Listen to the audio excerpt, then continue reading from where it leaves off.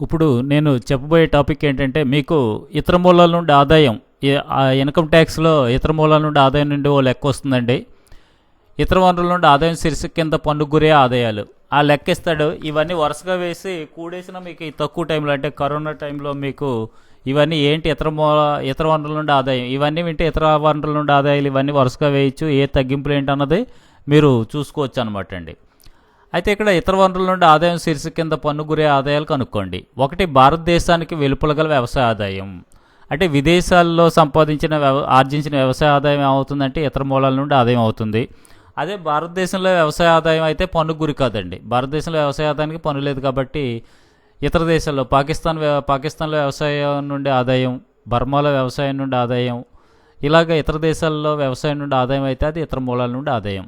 యజమాని కాని వ్యక్తుల నుండి స్వీకరించిన మొత్తాలు. యజమాని కాని వ్యక్తుల నుండి స్వీకరించిన మొత్తాలు అంటే యజమాని నుండి స్వీకరిస్తే జీతం అవుతుంది, జీతాల నుండి ఆదాయంలోకి వెళ్ళిపోతుంది.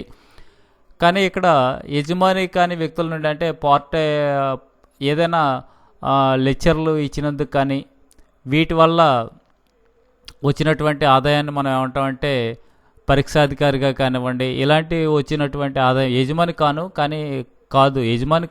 యజమాని దగ్గర నుంచి కాదు, యజమాని ఉద్యోగి రిలేషన్ కాదు, కానీ అతను కొంత మొత్తం స్వీకరించినట్లయితే దాన్ని ఏమంటామంటే యజమాని కాని వ్యక్తుల నుండి స్వీకరించిన మొత్తాలు ఇతర మూలాల నుండి ఆదాయంలోకి వెళ్తుందన్నమాట.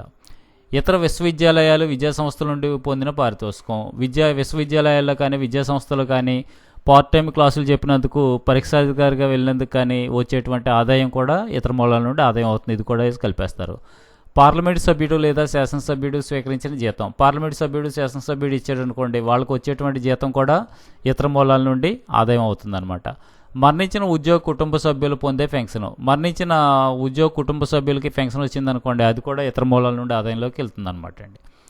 గుర్తింపు పొందని భవిష్య నిధిలో జమ చేసిన వడ్డీ తర్వాత తిరిగి పొందుతాయి. గుర్తింపు పొందని భవిష్య నిధిలో అన్రికగ్నైజ్డ్ ప్రొవిడెంట్ ఫండ్ రకాలు కూడా నేను చెప్పడం జరిగింది వీడియో, అది కూడా చూడండి. ఆ గుర్తింపు పొందని భవిష్య నిధిలో జమ చేసిన వడ్డీ తర్వాత వచ్చిన మొత్తాన్ని మనం ఇతర మూలాల నుండి ఆదాయంగా పరిగణిస్తాం అనమాట.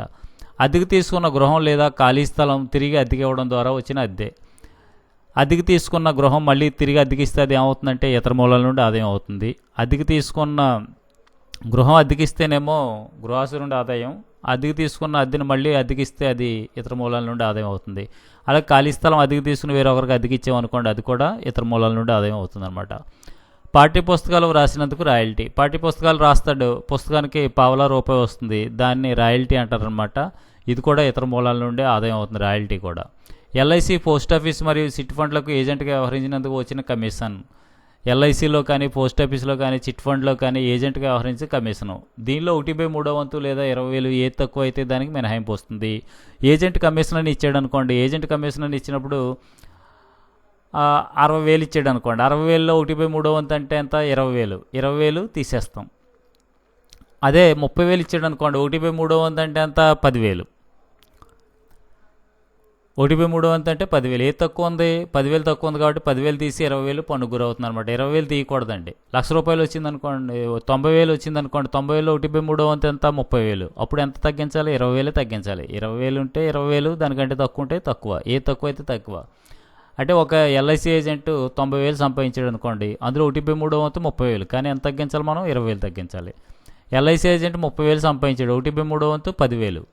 ఎంతవరకు తగ్గించాడు? 20,000 వరకు ఇచ్చాడు. కానీ ఏ తక్కువ? ఇది 10,000 తక్కువ కాబట్టి 10,000 తీసేయాలి. ఇదన్నమాట అండి దీని అర్థం.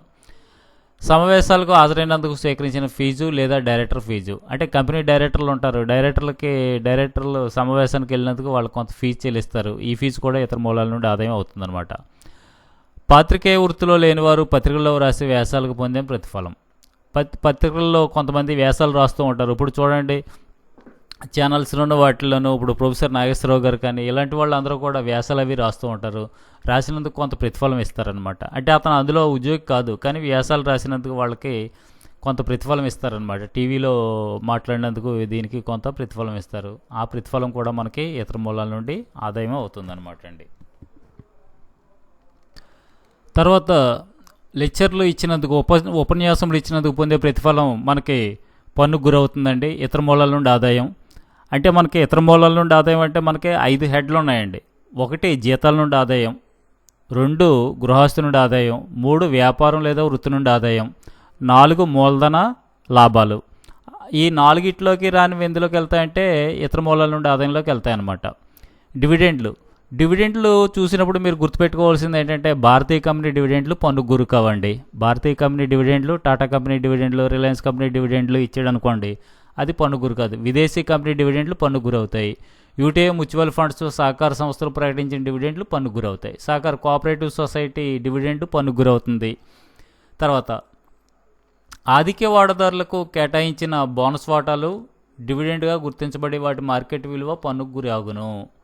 ఆధిక్య వాటాదారులకి బోనస్ వాటాలు కేటాయించాడు అనుకోండి, అవి కూడా ఇతర మూలాల నుండి ఆదాయం కింద పన్నుకు గురి అవుతాయి. ఒక వ్యక్తి, అతని జీవిత భాగస్వామి, ఆ వ్యక్తి సంతానం అంతా కలిసి ఒక ప్రైవేట్ కంపెనీలో వాటాలు 20% అంతకంటే ఎక్కువ వాటాలు కలిగి ఉండి కంపెనీ రుణం తీసుకుంటే దాని డివిడెండ్ అడ్వాన్స్గా భావించబడును. ఇది పెద్ద ఇంపార్టెంట్ కాదనుకోండి. ఒక ప్రైవేట్ కంపెనీలో వాటాల్లో 20% లేదా అంతకంటే ఎక్కువ వాటాలు కలిగి ఉండి కంపెనీ నుండి రుణం తీసుకున్నారనుకోండి, దాన్ని అడ్వాన్స్గా భావిస్తారు. దాని మీద వడ్డీ ఏమవుతుందంటే మనకి ఇతర మూలాల నుండి ఆదాయం అవుతుందన్నమాట. పెట్టుబడులపై వడ్డీ అంశము ఇతర వనరుల నుండి ఆదాయం అంశంలో అది ప్రధానమైంది. పెట్టుబడులపై వడ్డీ అంశము ఇది జాగ్రత్తగా చూసుకోవాలి. పెట్టుబడులపై వడ్డీ వస్తే మనకి ఇతర మూలాల నుండి ఆదాయం కింద తీసుకోవాలి. లాటరీలు గెలుపులు, గుర్రపందాలు గెలుపులు, పజిల్స్, పేకాట, బెట్టింగ్లు మొదలగునవి వీటికి తగ్గింపులు రావు. అయితే గుర్రం నిర్వహణ ఖర్చులు తగ్గింపుగా వస్తాయి. అయితే గుర్రపందాలకి వచ్చినటువంటి దాంట్లోంచి గుర్రం నిర్వహణ ఖర్చులు తగ్గింపు కింద వస్తుంది. లాటరీ లేదా పజిల్స్కి 5,000 వరకు తగ్గింపు వస్తుంది అనమాట. 5,000 తీసేయాలి. 2,000 వస్తే 2,000 తీస్తారు. 5,000 మించితే పన్ను గురవుతుంది. గుర్రపందాలకి 2,500 మించితే తగ్గింపు వస్తుంది. స్థూల మొత్తం అని ఇస్తే గొడవ లేదు. నికరం అని ఇస్తే దాన్ని ఏం చేయాలంటే 100/70 వేయండి. 100/70 వేస్తే అది స్థూలం వస్తుంది అనమాట అండి. ఈ విధమైన బహుమానం నికరం ఇస్తే 100/70 చేత స్థూలంగా హెచ్చవేయాలి. ఈ విధమైన బహుమతులు ఇవి ఇచ్చినట్లయితే లాటరీలో, ప్యాకెట్లో గెలుపొందిన నికరం అని ఇచ్చాడు అనుకోండి, నికరం అని ఇస్తే 100/70 ఇస్తే స్థూలం వస్తుంది. ఆ స్థూలంలోంచి 5,000 అయితే ఈ లాటరీలు, పజిల్స్ అయితే 5,000, గుర్రపందాలు అయితే 2,500 తీసేస్తారు. అస్సీ ప్లాంటు, యంత్రాలు మరియు అద్దెకి ఇవ్వడం ద్వారా వచ్చిన అద్దె. ప్లాంటు, యంత్రాలు కలిపి అంటే భవనాలు, ప్లాంట్ యంత్రాలు అద్దెకిచ్చాడు అనుకోండి, అద్దెకిస్తే దాని మీద వచ్చిన అద్దె కూడా ఇతర మూలాల నుండి ఆదాయం అవుతుంది. కుటుంబ సభ్యుల నుండి వచ్చిన బహుమతులకి 50,000 వరకు తగ్గింపు అవుతుంది. కుటుంబ సభ్యుల నుంచి ఏమైనా బహుమతులు తీసుకున్నాడు అనుకోండి, అది ఎంతవరకు తగ్గింపు వస్తుంది? 50,000 వరకు తగ్గింపు. అయితే పైన లెక్కలో మీకు పైన ఇస్తాడండి. ఇది థియరీ క్వశ్చన్గా కానీ లెక్కగా అని ఇస్తాడు. ఇది బాగా చదివినట్లయితే థియరీ క్వశ్చన్ ఇస్తే ఇతర మూలాల నుండి ఆదాయం అంటే పైన అంతా రాస్తారు.